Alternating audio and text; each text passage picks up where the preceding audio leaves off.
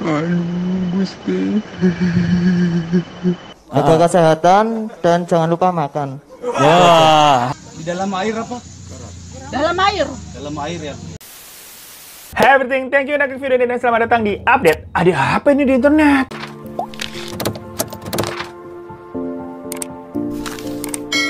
Gengs, karena gue lagi pakai biru-biru begini, jadi kita bahas yang biru-biru juga gimana? Kayak udah lama nih kita nggak ngobrolin tentang updatean Mibel. Nah, pas banget nih. Makanya kita bahas Mibel yang biru ini yuk. Kalau kalian ngikutin gue di Instagram, kemarin tuh gue habis main di pantai tuh ngebolang sampai kulit hitam. Tapi gue nggak panik sama sekali, karena bisa langsung diredakan dengan Mibel yang biru ini, yang memang mengandung alpha-arbutin, gengs. Jadi kulitnya ini ditenangin dulu, karena kan abis kebakar. Yang pertama pastinya kita pakai body scrubnya. Nah, body scrubnya itu butirannya kecil dan halus banget, gengs, jadi nggak buat kulit perih, malah bisa menutrisi kulit. Habis itu, bilas pakai sabunnya sama-sama juga mengandung alpha-arbutin plus wanginya, aduh gemes banget ini wangi susu vanila gitu. Dan pamukasnya ditutup pakai body lotion yang alhasil nih kulit gue udah nggak merah-merah bersisi kering lagi. Nah, habis pakai Mibel yang biru ini nanti semingguan, habis itu gue mau balik lagi pakai yang warna kuning buat mencerahkan warna kulit gue. Jadi kembaliin lagi tuh. Tapi yang penting awalnya direndahkan dulu, ditenangin dipakai ini. Pokoknya Mibel andalan gue banget lah buat permasalahan kulit, biar bisa menjadi sehat lagi, lembut lagi, dan kenyal lagi. Apalagi buat gue yang punya kulit sensitif,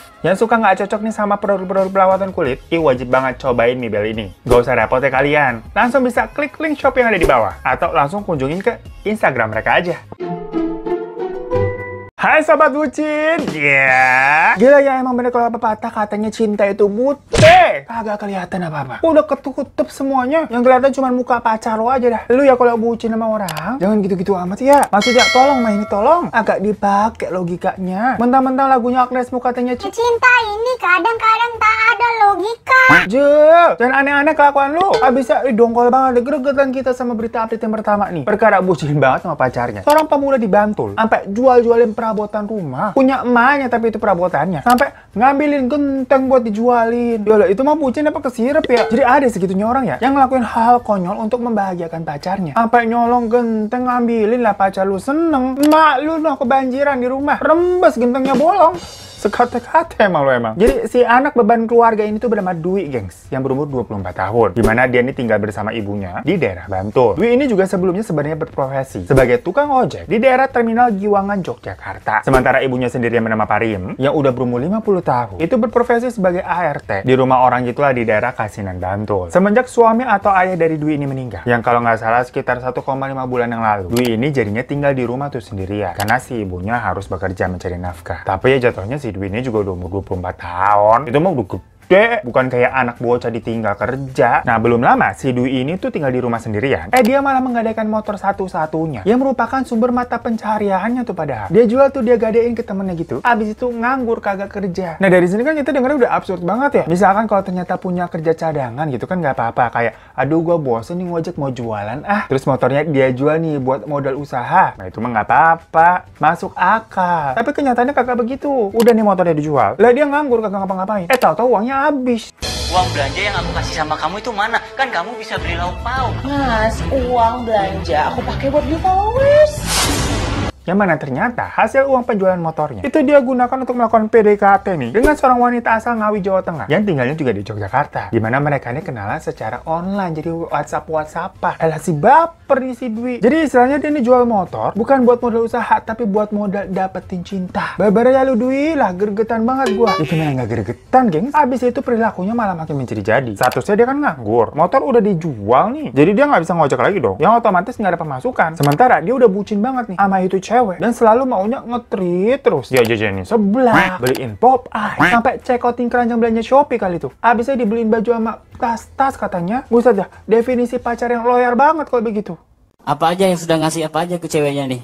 Kadang berupa makanan, kadang tas, kadang baju itu. Oh, wah berbahagialah yang ini. Tapi ingat loh, mereka pacarnya secara online, bukan ketemu langsung, enggak. Jadi dikirim-kirimin terus, begitu kan gila ya. Nah, perkara beliin ini itu mulu, ya lama-lama duitnya ambles yang tadi hasil jual motor. Nipis lah habis. Jadilah dia akhirnya menjual apa aja dah yang bisa dijual buat nyenengin pacarnya. Sampai awalnya di tanggal 14 Oktober kemarin, dia mulai deh tuh jualin perabotan-perabotan rumah. Kayak lemari, meja, kursi, kasur, semuanya dijualin. Semuanya beneran sampai habis, gengs, habisnya. Tapi gila ini, Padahal udah kosong nih ruangannya nih. Udah nggak bersisa gitu, jadi kayak rumah baru lagi, masih kosong kan? Belum diisi apa-apa gitu. Daun pintunya juga akhirnya dicabutin buat dijual. Dan gilanya semuanya itu dia jual dengan harga murah. Yang penting ada yang mau lah, siapa ambil. Ya silahkan itu. Itu mau dibeli, silahkan gitu. Contohnya nih, dia jual 2 daun pintu. Meja sama kursi sepaket tuh harganya cuma 700.000. Nah kan nggak ngotak ya? Masalahnya biasanya 1 daun pintu aja tuh dia bisa dijual 2,5 jutaan lah. Soalnya itu kan pintunya kayu jati. Ini udah 2 pintu, meja sama kursi 700.000. Nah yang beli seneng lah, langsung sikat. Nah saat kejadian itu terjadi, sang ibu posisinya lagi kerja tuh di rumah majikannya, kan tinggal di sana soalnya. Jadi nggak tahu menahu. Sementara tetangganya udah sempet bilangin, soalnya ngeliatin ini segala barang-barang, ya kasur, lemari gitu kan pada diangkatin orang. Bilangnya katanya dijual sama anaknya. Udah ditegur nih si Dwi, kayak barang emak lo kok dijualin sih Dwi? Emak lo tahu nggak? Jangan begitu lo. Tapi si Dwi ini kayak bodoh amat. Ya kalau tetangga kan jatuhnya nggak punya hak ya buat kayak ngelarang atau cancel gitu. Dan itu orang juga bukan barang mereka kan, barangnya dia, barangnya si Dwi sama emaknya. Cuman bisa ngingetin doang maksudnya. Karena itu besok-besokannya ada tetangganya tuh nyamperin sang ibu yang lagi kerja di rumah majikannya. Dengar begitu katanya barang-barang di rumah dijualin, ya ibunya pulang. Pas dilihat kondisi rumahnya udah habis, udah nggak bersisa gitu, udah kosong. Malahan saat ibunya lagi pulang tuh, sebenarnya genteng-gentengnya tuh lagi dicopotin buat dijual juga. Gila nggak tuh? Perkara genteng juga diambil, Allahu Akbar. Tobat lu Dwi. Ya, tapi karena ibunya udah datang dulu di tempat, jadinya genteng berhasil diselamatkan. Coba kalau ibunya belum datang, udah bolong gitu atasnya. Dari situ ibunya kesel banget lah sama perbuatan anaknya ini. Yang dia udah capek-capek kerja, banting tulang gitu kan. Lah ini anaknya malah kocak banget begitu kelakuan. Perkara cewek udah dibilangin tetangga juga ya, tetap bebel nggak dengerin. Jadi lah si Dwi ini tuh dilaporin ke polisi dan ditangkap atas kasus pencurian di dalam keluarga. Tapi yang menjadi viral dan ramai banget, bukan karena cuma beritanya genteng apa pengen dijualin ya, melainkan si Dwi ini itu bener-bener kayak definisi bucin total, gelap mata sama ceweknya, geng. Dan tetap membangun image sebagai cowok yang gentle dan royal. Dimana saat diwawancara sama polisi, dia bilang nih katanya, saya berani berbuat, berani juga bertanggung jawab Pak. Udah minta maaf sama ibu. Sudah berani berbuat, berani tanggung jawab. Oh. Lah kan dikira tobat begitu ya, menyadari kesalahannya gitu, berani berbuat, berani juga bertanggung jawab. Tapi ternyata kagak, geng. Soalnya waktu ditanya lagi, kamu sayang banget nggak sih sama pacar kamu? Iya Pak, sayang Pak. Terus ada pesan-pesan kan nih buat pacarnya setelah tahu nih kamu ditangkap kayak gini nih? Si Dwi bilang kayak begini. Cinta banget ya sama ceweknya? Iya. Ada yang mau disampaikan ke ceweknya tuh, mumpung ada media nih. Ada yang mau disampaikan? Ya intinya jaga kesehatan aja, kalau di rumah saya nggak ada. Jaga kesehatan dan jangan lupa makan. Ya.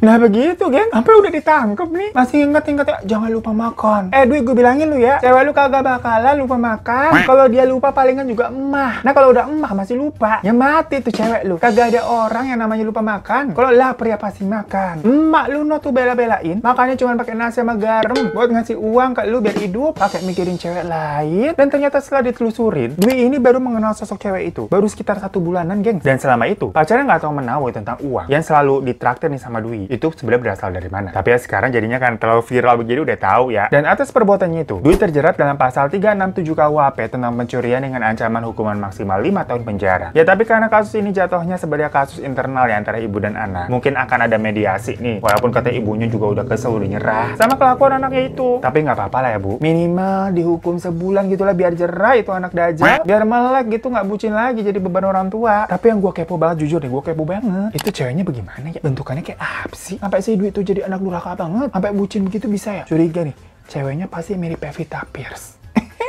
Lu kalau punya otak, pakai otak dong. Sini ada update yang bisa dibilang ke info juga nih, mungkin yang berguna buat kita. Dimana kan belakangan itu viral sama @yoursticker_challenge tuh namanya di Instagram. Ya biasalah, kalau di sosial media khususnya Instagram kan emang sering banget ada challenge-challenge baru buat seru-seruan kan. Nah salah satu yang baru ini yaitu tadi tuh @yoursticker. Jadi di fitur Instagram Story untuk membagikan semacam hal-hal spesifik dengan para followers yang berupa semacam stiker balasan. Misalkan gue nih mau buat challenge ke teman-teman kayak handphone yang dipegang sekarang. Ya udah, terus gue nih foto nanti nih handphone dan tambahin stiker tadi tuh @yours biar teman-teman atau followers yang ada di Instagram yang pada mau ikutan juga bisa pada fotoin handphonenya tuh masing-masing yang lagi dipegang tuh apaan. Intinya sebenarnya buat seru-seruan doang dan bebas juga mau bikin challenge apa aja. Misalkan yang ada di depan mata kalian sekarang nih, ya gue fotoin tuh yang ada di depan mata nih, berarti kamera. Nanti yang lain juga pada ikutan. Sampai hal yang seru-seruan ini tuh bisa menjadi tricky dan berbahaya karena euforia yang lagi hype nih, orang jadi suka lupa sama yang namanya privacy. Sesimpel misalkan ada yang buat challenge kayak gitu, foto KTP kalian. Terus nanti pada rame-rame nih ikut pada fotoin KTP-nya. Yang mana kan KTP itu sifatnya lumayan rahasia ya, geng. Nggak boleh sembarangan disebar ke publik. Bukan perkara muka kita kalau di KTP itu kagak berapa bagus.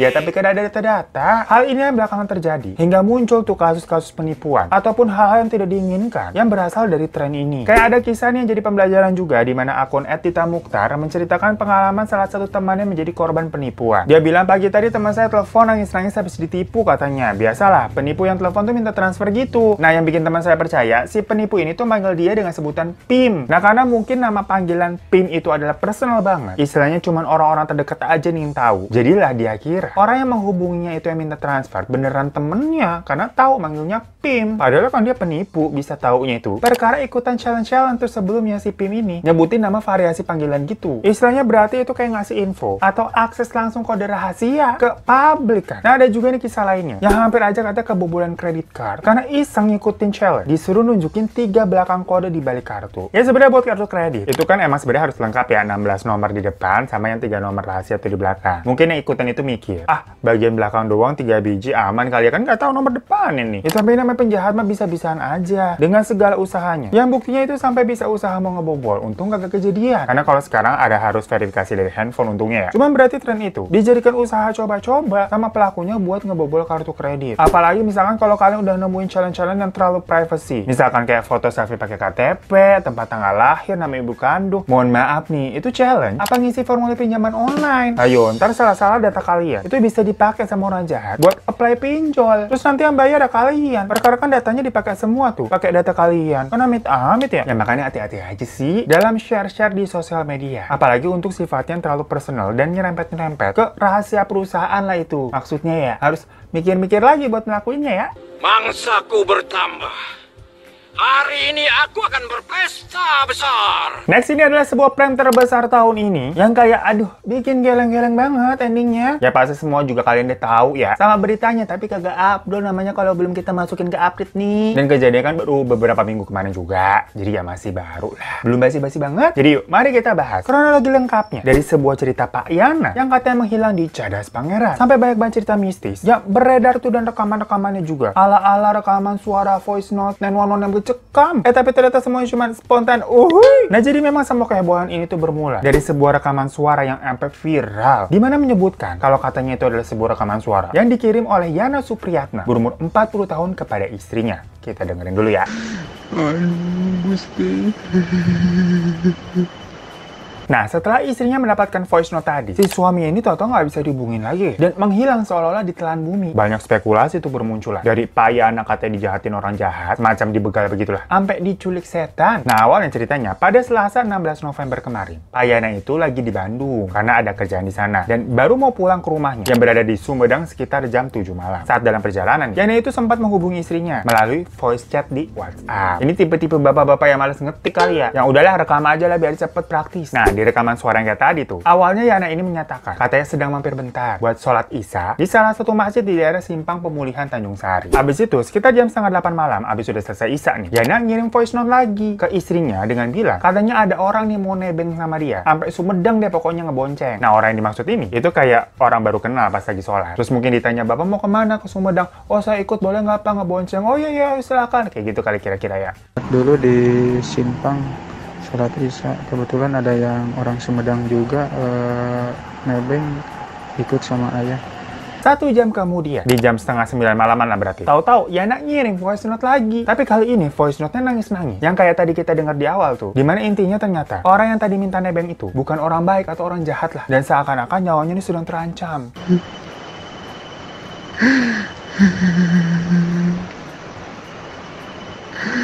Yang mereka mengajarkan agama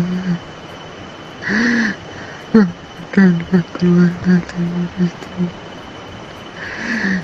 suka dengan ngirim numpang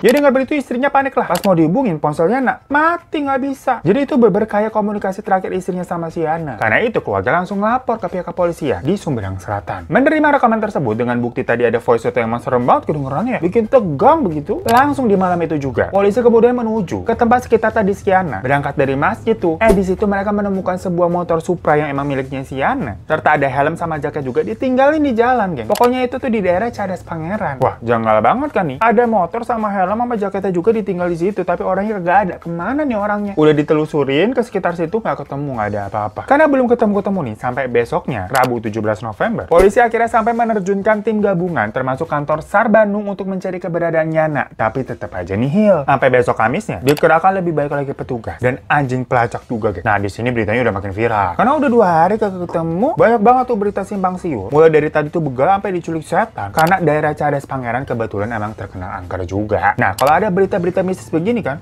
emang suka ada tuh yang namanya dukun dadakan. Banyak tuh kayak menerawang kalau katanya Yana diculik jin, terus dibawa ke dimensi lain gitu lah, boro-boro. Jadi dukun-dukun gadungan ini tuh nipu orang ya, padahal dia sendiri tuh ditipu sama si Yana. Perkara si Yana ini ternyata sebenarnya ada di Majalengka. Lah boro-boro ada di dunia jin. Dia tuh sengaja ninggalin motornya di daerah Cadas Pangeran itu, terus dia jalan kaki ke kota Sumedang. Nah dari situ dia naik mobil ke Majalengka karena lagi stres sama masalah pekerjaan dan utang sama keluarga juga. Dan karena saking absurdnya perbuatannya nih, yang jadinya ngeprank satu Indonesia, polisi saat ini masih memeriksa kejiwaan dari Pak Yana. Kayak, sehat lupa. Lagian ada-ada aja ya. Kayak sebenarnya tuh tujuannya apa? Soalnya katanya Yana ini memang diduga udah nyusun skenario-nya begitu sewaktu dia lagi mampir sholat Isya. Jadi tahu-tahu dia dapat uang tapi bagaimana kali ya buat ngeprank istrinya yang berujung jadi ngeprank satu negara. Dimana karena masalah yang dialami itu, dia nih menyusun cerita seolah-olah dia dijahatin orang dan kayak dibunuh begitu, dijatuhin ke jurang di Cadas Pangeran lah. Habis itu dia nih niatnya mau pergi ke suatu tempat dan memulai hidup baru, dimana orang-orang gak kenal tuh sama dia. Nah awalnya tujuan atau rencananya itu dia nih maunya ke Jakarta. Tapi waktu lagi nunggu bis nih, yang ke arah ke Jakarta lah kagak datang-datang, lama banget. Takutnya kan keburu udah kelihatan orang ya. Dia kan nunggu bisnya di Sumedang, ada yang kenal harus sama dia. Ya udah jadinya dia nih naik ke kendaraan yang ada aja lah. Lah adanya saat itu. Karena udah malam ya.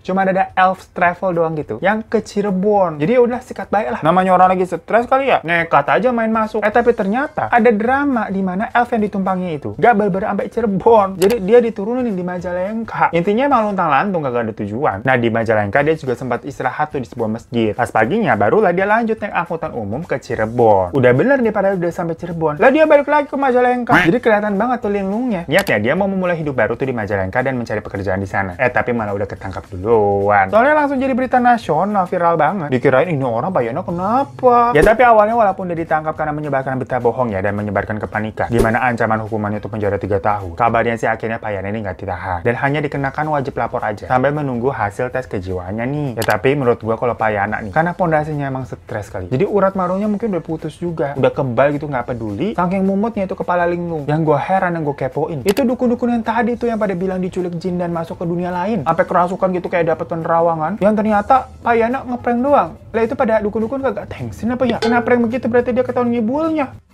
Besar, Urbanian, ya garang, kuring dari kita.